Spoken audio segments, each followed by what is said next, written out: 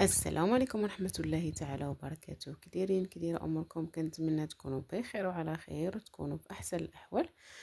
اليوم إن شاء الله غادي نحضر معكم ضمن تحضيرات حلويات العيد. غادي نحضر معكم 3 ديال الشكيلات ديال الصابلي راقيين زوينين بزاف، عجين ناجح. غادي نحضر معكم شكيلات اللي رائعين شكلا ومذاقا. دوزوا المقادير وكيفية التحضير إن شاء الله. عندي هنايا 250 غرام ديال الزبده مارغرين، عندي قبيصه ديال الملحه، نص كاس ديال سنيده، كاس ديال السكر كلاصي، كاس ديال الزيت، عندي واحد ساشي فاني وساشي خماره. ويمكن لكم ما ديروش كاع الخميره، انا ملي كيكون الجو بارد كنديرها. عندي النكهه ديال الناطه، وديروا اي نكهه كتفضلوا. عندي 4 ديال الحبات ديال البيض يكونوا بدرجه حراره المطبخ.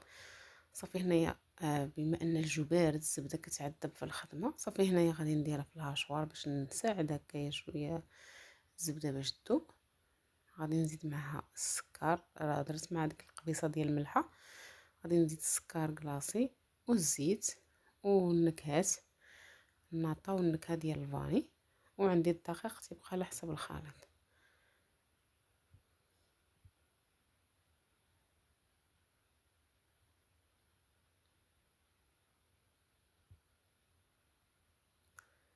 غادي نضيف الزيت، وغادي ندير الكل يتطحن مزيان مزيان، وغادي نضيف النكهه ديال الناطه، وغادي ندي الكل يتطحن مزيان مزيان. عاد غادي نضيف ليه البيض، حتى كنطحن السكر مع الزبده والزيت هكا باش كيساعدوا بعضياتهم. وعاد غادي نزيد داك الحبات ديال البيض، غادي نطحنهم ونرجع معكم. صافي انا من بعد ما طحنت الزبده والزيت والسكر غادي نزيد البيض وغادي نرجع نطحن. صافي كيف ما كيبان لكم الهاشوار غير باش كتساعدنا. لكن الجو بارد راه غنخدمو غير بيدنا، ولكن عفوا لكن الجو سخون غنخدمو غير بيدنا. ولكن دابا راه الجو بارد، الزبده راه ما كتبغيش تذوب نهائيا، هذه كتساعدنا شويه.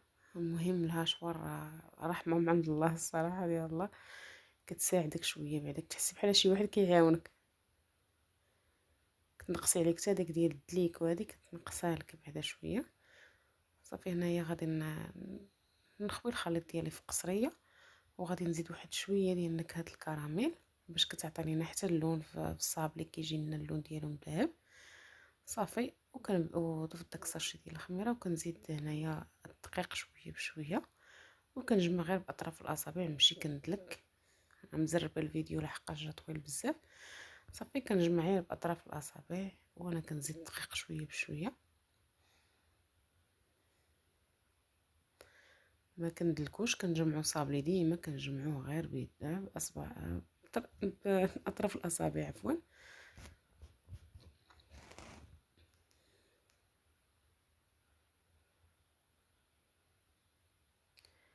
خيبان لكم كنجمع هكا بيدي بجوج، راه غير كنجمع ماشي كندلك، غير كندي العجين وكنجيبو مع داك الدقيق باش كيدخل فيه وصافي.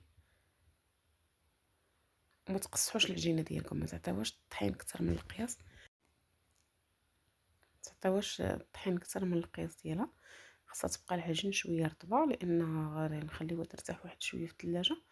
خاصها ضروري يبقى ليها فين ترتاح. هانتوما شوفوا القوام ديالها كيفاش كتجي عجين مرمل، هذا هو القوام ديالها. هانتوما انا كنوريكم كتكون رطبه واحد شويه، ماشي كتلتصق وماشي كتفرتت. صافي هنا غادي نقسمها على 3 الكرات، وغادي نديرها في كيس بلاستيكي، وغادي ندخل للثلاجه ترتاح واحد نص ساعه، وغادي ندوز نخدم بها. هنا ما بين جوج بلاستيكات كناخذ قطعه من العجين، وكنبدا كنطلق في العجينه ديالي. ضروري كنستعنوا هكا بجوج بلاستيكات باش هكا كيساعدونا. صافي وكنطلق العجين ديالي بهذا الشكل هذا.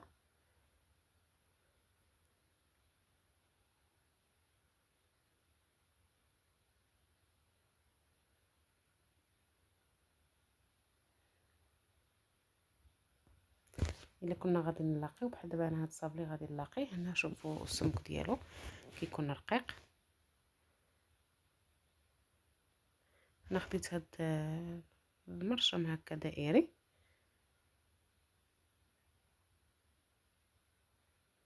ديروا نتوما المراشم اللي عندكم. صافي هنايا كيف ما كيبان لكم قطعت هكايا وغادي نستف في الطاوه.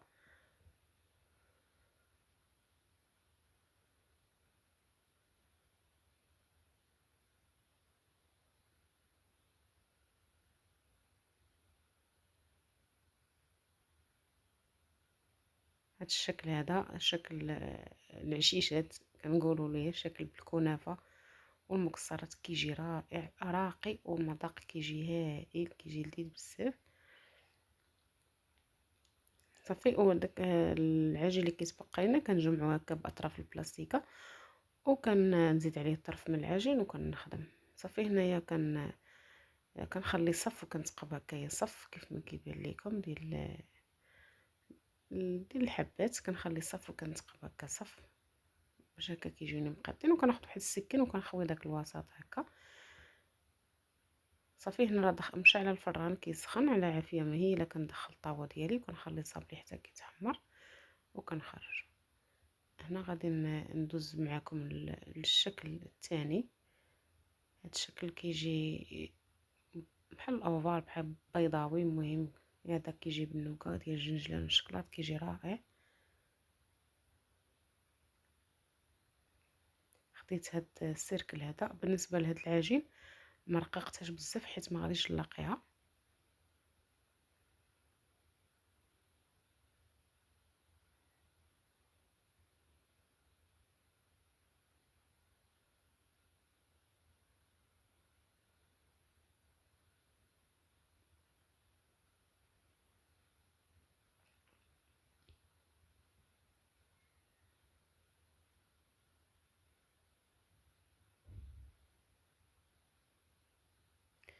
وصافي غادي نستفها على السيلباط باش يعطينا داك الشكل ديالها. صافي انا غادي نستف الحلوه ديالي كامله على السيلباط، وغادي نستمر بنفس الكيفيه حتى نكمل. دائما داك الجزء ديال العجين اللي كيبقى لينا كنزيد عليه طريف هكا ديال عجينه جديده وكنخدم هكايا. كنستمر هكا كاع ما كيبقاو ليا البقايا ديال العجينه، كنستمر حتى كنكمل الاشكال اللي عندي كامله. صافي هنايا غادي ندوز للشكل الثالث هذا ديال السنيكرز، كيجي رائع. ديروا باي مرشم عندكم. انا درت هذا بحال معين، نتوما ديروا. درت هذا الشكل هذا ما عرفتش شنو سميتو الصراحه كيجي زوين بزاف الشكل ديالو. يمكن لكم ديروا دائري، ديروا حتى هذا ما غاديش نلاقيه. وهذا ما تخليوش غليظ بحال الثاني لحقاش ما كيبغيش داك ديال سنيكرز، ما كيبغيش الصابلي يكون غليظ بزاف، حيت كنزيدوا ليه الكراميل والكاوكاو والشكلاط باش ما تجيش الحلوه غليظه هكا وثقيله. كيكون متوسط، ماشي رقيق وماشي غليظ. صافي هنايا غادي نستفوه هكايا في الطاوه.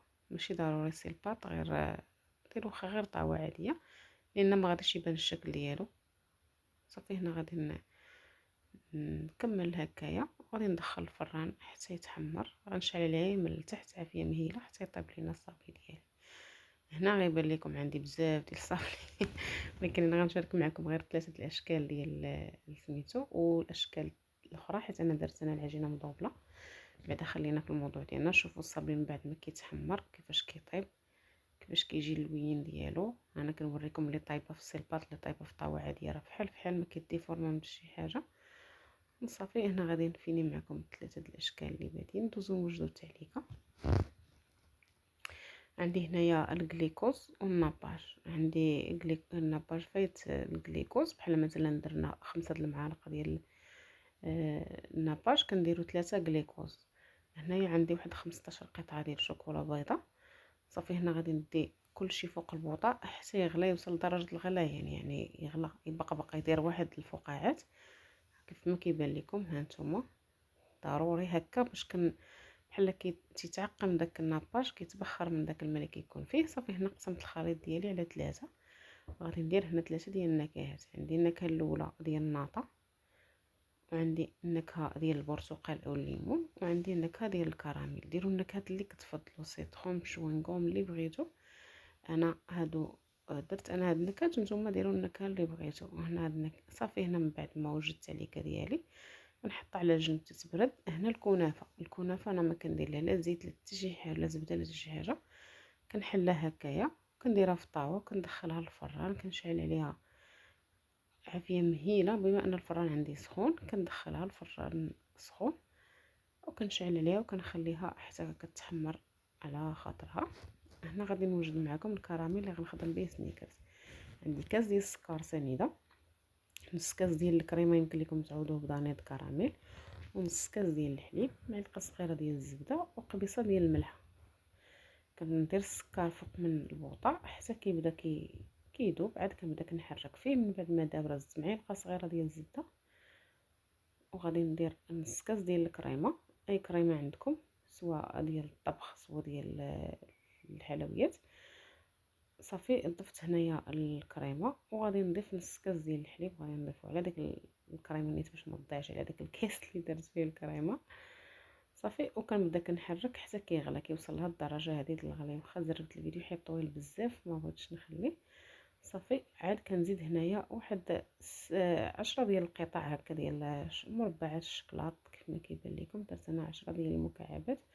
صافي كنخلط هكايا مزيان ومن بعد كنصفيه صافي وكنحطو على جنب باش يبرد. هنا غادي ندوز نحضر معكم النوغا ديال الجنجلان.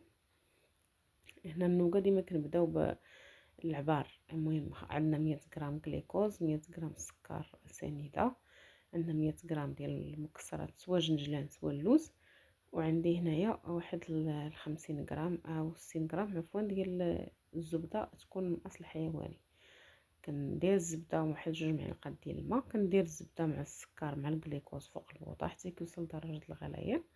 صافي وغادي نزيد عليه المكسرات اللي عندنا. انا درت هنا جنجلان راه محمر ما حتى شي حاجه، كيكون غير مغسول ومنقي ومصح هكا صافي ويابس مزيان. صافي هنا من بعد ما خلطت العناصر ديالي كامله كناخذ الاطار اللي غادي ندير فيه او السيليكون، وغادي ندير هكايا واحد الكميه ما تكونش غليظه بزاف حيت غادي نزيد ليها طبقه ديال الشكلاط. صافي غادي ندخلها الفران على عافيه مهيله حتى طيب. هنا وجدت ليا الكنافه. هنا فيديو جمعت لكم فيه كل شيء باش ما تدخلوا حتى في شي حاجه. هنا الكنافه من بعد ما تحمرات هانتوما راه كنفكها هكا بكل سهوله، وغادي نوريكم واحد الطريقه باش هكا كتجيكم كنافه ما كتعذبكم لا في خدمه شي حاجه. كناخذوا هذه الشبيكه كتكون غليظه، هذه كتكون غليظه سواء ما عندكمش ديروا غير شبكه، شي شبكه يكون هكا العيون ديالها شويه رقيق ماشي غليظه بزاف. صافي كندوز فيها داك الكنافه وكنحكها. هانتوما شوفوا كيفاش كترجع الكنافه قاده، وكنحيد هذوك اللي زايدين كيكونوا ما طايبينش مزيان. وهذا صافي غادي نبدا معكم بهذا الشكل هذا ديال العشيشات او شكل الكنافه. صافي هنا غادي نخدموا بالنكهه ديال الناطه، كل صابلي كنخدموه بنكهه. صافي هنا غادي نخدم بالنكهه ديال الناطه. خديت هنا المكسرات اللي محمره، عندي هنايا شويه ديال الكاجو، الكركاع، شويه ديال اللوز. المكسرات ديروا اللي كتفضلوا واللي كيعجبوكم. صافي انا زدت عليهم هكا هذاك التعليكه، زدت عليهم واحد المعلقه ولا جوج باش هكا كيعطيونا داك البغيو، وكيبقاو لنا كيجيونا هكا زوينين كيلمعوا ما كيجيوناش هكاك الحبات ناشفين. صافي كندهن الوجه ديال داك الصابلي كيف ما كيبان لكم، كندهن الوجه ديالو وكندوزو في الكنافه. وهنا كندهن الصابلي هكا كندير كميه معقوله باش كيعطينا المذاق زوين. يلاه حنا طيحنا كاع صافي وغادي نحط عليها هكايا القطعه اللي دهنت بالكنافه، وكنعمرها هكا بالمكسرات. كندير هكا طريف ديال الكركاع، اللوز، الكاجو. المهم كما قلت لكم ديروا المكسرات اللي متوفرين عندكم. شوفوا كيفاش كيجي الشكل ديالها. وكنزيد عليهم هكا من بعد ما كنسالي كنزيد عليهم واحد ورقه الذهب باش كيعطينا الشكل زوين بزاف. المهم انا غادي نصايب معكم غير واحد 3 د الاشكال، اما انا ما كنديرش هكا، كندير كلشي الكنافه وكل السقم من بعد عاد كندير المكسرات، ومن بعد عاد كندير هذوك اوراق الذهب حيت كتعرفوا كيبقاو لصقوا، يعني خاصها تكون يدكم ناشفه. انا هنا غير باش نصور معكم. وغادي ندير واحد 3 ومن بعد عاد نكمل.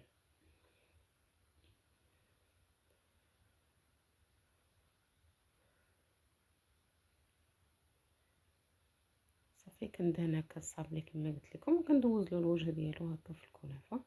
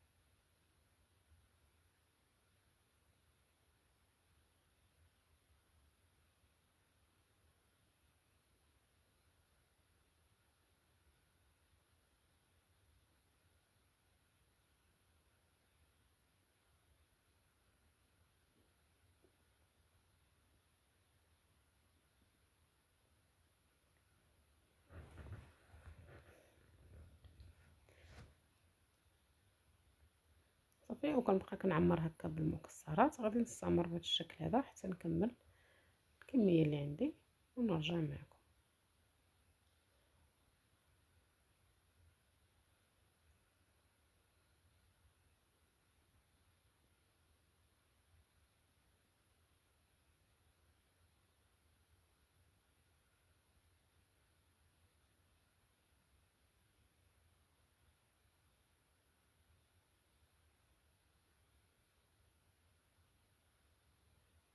هنا غادي ندوز نوجد معكم الشكل ديال السنيكرز. عندي هنايا الكاوكاو اللي محمر وحيد عليه هكايا القشره.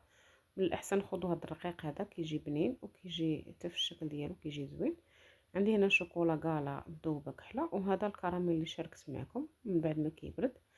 خليوه حتى كيبرد مزيان باش هكا كيجي كيساعدكم هكا في الخدمه. صافي كناخذ واحد الكميه ديال داك الكراميل وكنديرو في الصابلي، في الوجه ديال الصابلي، وكندير على الصابلي الكاوكاو.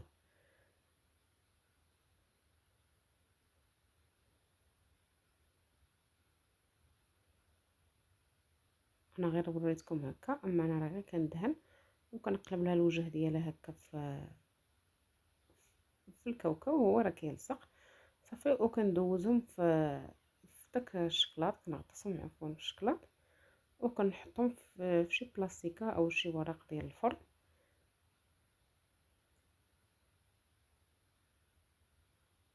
صافي من بعد ما كنحطهم غير شويه كنكحزهم باش هكا كيتفيناو من الاسفل، وكنزيد عليهم هكا واحد الوريقات ديال الذهب من الفوق. يمكن لكم تزيدوا عليهم حتى الورد البلدي.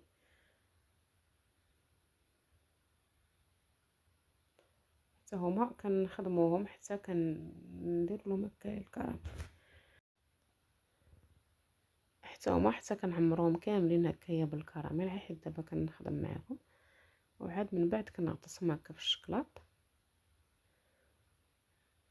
دابا انا غير باش نصور معكم كندير كلشي في خطره باش يبان. ها نتوما ضروري ما كنكحزوهم من من داك الشكلاط اللي كنحطهم عليه، ضروري كنكحزوهم واحد شويه باش هكا ما كيجينا الشكل ديالهم فيني كيف ما كيبان لكم. راه زيد دوك جوج حبات حطيتهم في التبصيل باش يبانوا لكم. وخصوصا دابا الجو بارد، يعني الشكلاط راه ان فوا كتحطيه كيبرد كيجمد بسرعه.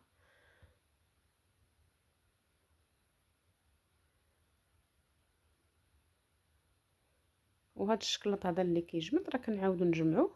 هذاك الشيء علاش من الاحسن نديرو الورق هكايا وكنرجعوا للزلافه وكنديروا يذوب. صافي هنايا من بعد ما طابت لينا النوغه، هنا من بعد ما طابت كنخليها تبرد واحد شويه وكندوز كنزيد عليها الشكلاط. كندير واحد الكميه غير خفيفه، ماشي كميه هكايا باش ما تجيناش هكايا الصابلي ديالنا غليظ بزاف.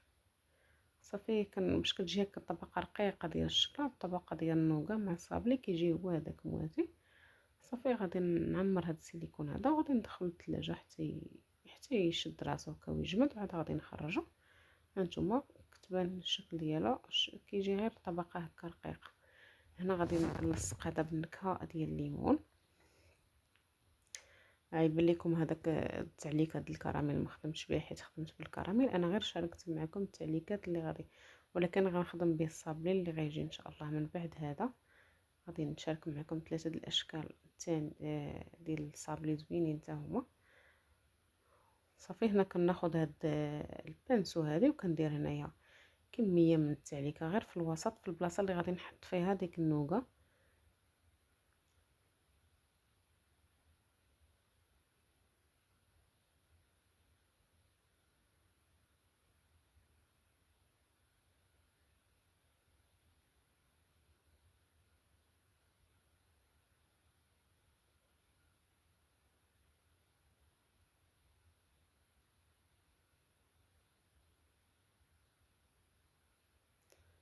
وكنحطو هكايا النوغا في الصابلي على الجهه اللي درناها على السيلباط باش كيجينا هذوك الديكور ديال السيلباط كيكون مطراسي هكا في الصابلي.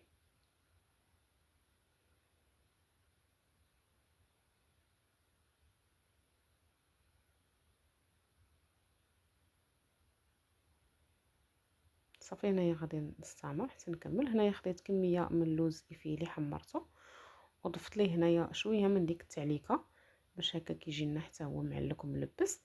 وكنعمر به داك الفراغ ديال ديك النوغه او داك الوسط النوغه كنعمر به. بالنسبه للتزيين من الفوق ديروا العقيق او ديروا، انا مهم هنا راه درت العقيق، ديروا الورد، ديروا العقيق، ديروا ورق الذهب اللي بغيتو. انا هنايا درت العقيق وما عجبنيش ودرت البوافو، حيت العقيق ما خرج ما بينش، ودرت بوافو او الخشخاش جا هكايا باين.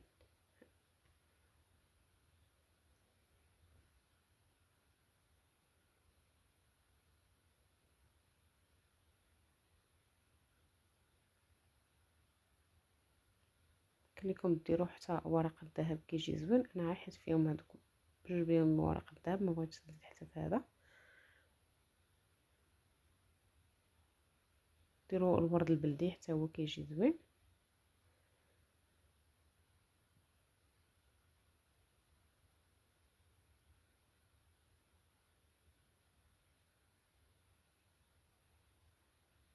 وهذا هو الشكل ديالهم كيف ما كيبان لكم، كيجي شكل راقي حتى هو زوين. صافي هنا من بعد ما ساليت الاشكال ديالي دوزتهم معكم هكا بالتفاصيل باش تشوفوهم، كيجيو اشكال رائعين راقيين وزوينين بزاف.